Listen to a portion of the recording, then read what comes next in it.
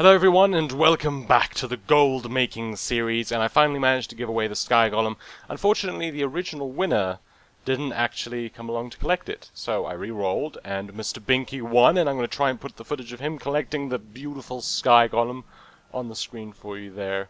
So I hope you're enjoying that and congratulations on it. And today what I want to talk about is how to double your money, basically. I've talked a lot in the past about how I do the reselling, but then I also manipulate the auction house, and I feel like I've mentioned it enough times now that I bloody well better make an episode about it, because if I mention it another time, someone's going to probably, get kind of annoyed. And I can't say I'd blame them, so that's what we're going to cover today, is me messing with the auction house, and I'm going to try and show you how to do that, and what kind of items you might want to focus on, and the various ways in which you can do this. So let's go and hop on over to the old auction house, and I'm using a different chair because the other one was like super squeaky, so yeah, I've swapped chairs, you may have noticed. Anyway, so for example, the items that you're going to want to do this with depends on your server, and this is kind of a thing where I'd love to give you a list of, here's a whole bunch of things that you can go and do this with, but the truth is it kind of depends on your server, guys. Sorry, but it's trial and error, trial and error, trial and error, so you got to just try it with items, and if it doesn't work, it doesn't work, and then you know not to do it with that type of item again.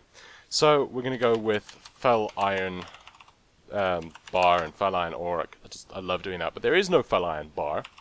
There is only fel iron ore at the moment. So what we're going to do, and the way we're going to manipulate this, ooh, this is actually quite pricey, but we're still going to be pretty much doubling it. What we're going to do is we're going to buy up all of this fel iron ore, and then we're going to do two things with it. So let's go and buy up all of... Do I even have enough gold for this? I have no idea. Doesn't matter. Just does not matter. And you can actually configure the one-click buyout, which you're going to want for this type of thing. So where did I put that? Easy buyouts. And let's change the limit to 300 gold. There we go. And now we can just shift right-click them. Buy, buy, buy. Ooh, delicious buying stuff. So basically when we've done this, we're going to have a whole bunch of fel iron ore, and we're going to need to remember, even write down, have a file, even if you need to, of what you're buying these items for, because you do not want to be selling them for less than you're buying them for obvious reasons. What you really want to do is have it so that you don't really sell for less than you bought it for, and that way you can know when it's time to buy up again and just push the price up to where you want it to be. Now with this fel iron ore, we're going to do two different things. We're going to post some of it, and the rest of it I want to send off to a miner to smelt, because there's no fel iron bar on there, so it's free reign. There's no competition there. I can set whatever price I want, and if you want fel iron bar, either buy from me or go mine it yourself. And that's basically how we're going to be making money with this. Try not to go too insane with the prices. Generally you can double, sometimes triple the prices. But I mean, if you start multiplying things by 100, they're just going to go and mine it themselves, because they're never going to be able to afford it. So don't waste your time with that. You want to set it to a point where it's still very, very expensive, but they'll probably still buy it. And in fact will buy it. So now my miner is my druid, voodoo shift. So I am going to be sending him some fel iron ore. How much do I want to send? Ooh. I think that's maybe not that. There we go. That should be enough. So we're going to send that across to him, and I'll smelt that and I'll post that later. Not really important. Now we're going to go into the Tradeskillmaster, and we bought it for like 289 gold.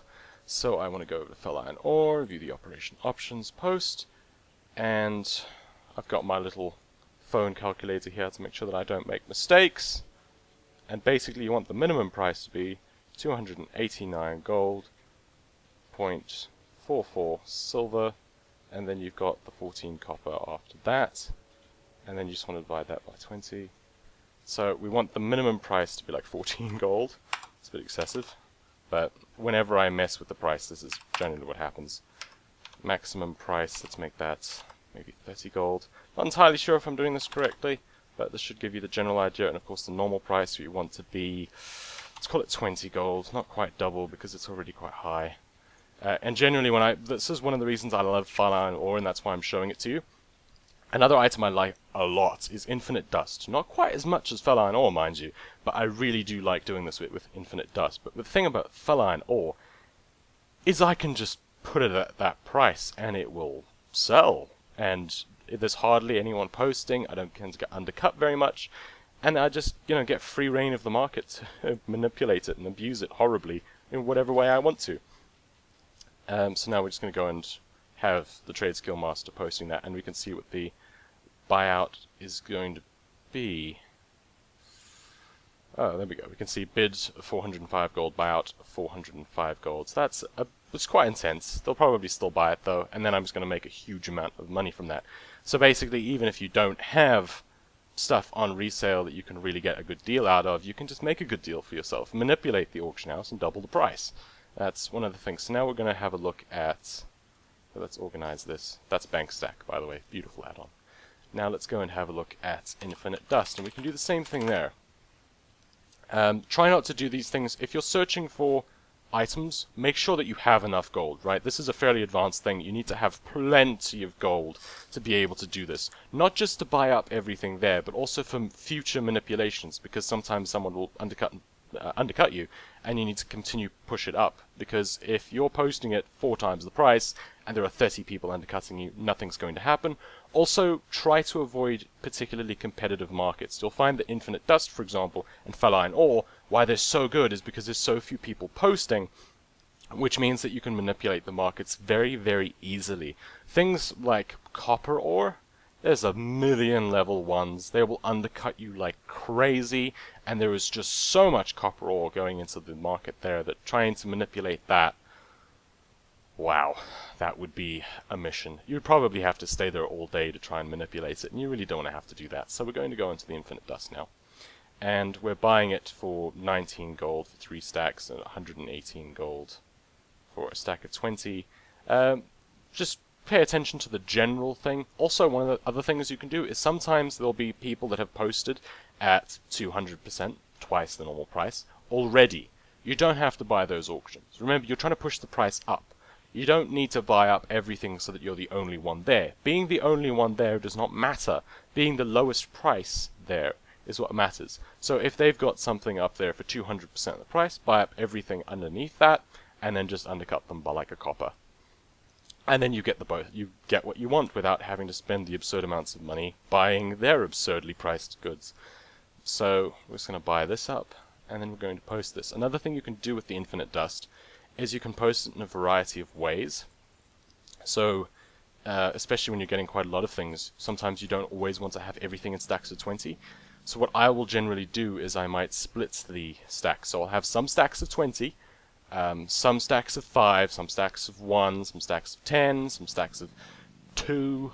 I like to have it kind of spread out so that whatever people are looking for, they can just buy it and get it the exact amount they want.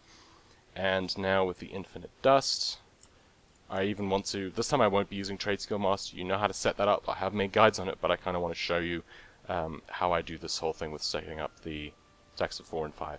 So how much did I buy this for? It should actually say on the auctioneer add-on. There we go. Last one for 118 gold. Bring up the calculator. 118 divided by 20 to get the per unit price of 5.9, and then we can just double that. I'm going to cut off the decimal. Let's just go with 11. There we go. 220 gold. Let's add a few silver and some random copper just to make it look kind of not quite so clean, so that it looks, I don't know, it just feels better when it's got little silver and a little bit of copper as well. So let's post like 4 stacks. 5 stacks of 20. 1, 2, 3, 4, 5. And then I want to post 8 stacks of 5. There we go. And that should be all of that. And then we can just post like 23 stacks of 1. And that way we've posted everything, but it's not all in stacks of 20. You can do this if you want to. If you don't feel like it, then don't. Doesn't really matter. It's just something that I feel I like to do. I'm not even sure if it helps, but it's something that I like to do because it feels like it kind of balances things out. And if people just want one item, they can get one item. If they want 5, they can get 5. If they want 20, they can get 20. nice and easily. And there we go, that's it, we've just flipped it. Now I'm going to head on over to my druid, and I'm just going to smelt all of that stuff, and then I'm going to send it across to my bank alt, and I'm going to do the exact same thing with the fell iron bar that I did with the fell iron ore, which is to post it at like twice the price I bought it for, except that that will be bar instead of ore, and that's all there is to it. It's really very simple, but it can be extremely easy to make mistakes here, guys. So I would say, when you're making gold with all of the other ways, what you want to do with this is you want to occasionally try out a new place, see if you can find out another section of the market that works for this type of thing. I've already shown you some of my favorites, which is the fell iron ore and the infinite dust, which I really like. I think they're just fantastic ways, sections of the market to do this with. But feel free to experiment. As I've said, I would stay away from low-level stuff. You know, anything within like under level 60 you probably want to stay away from.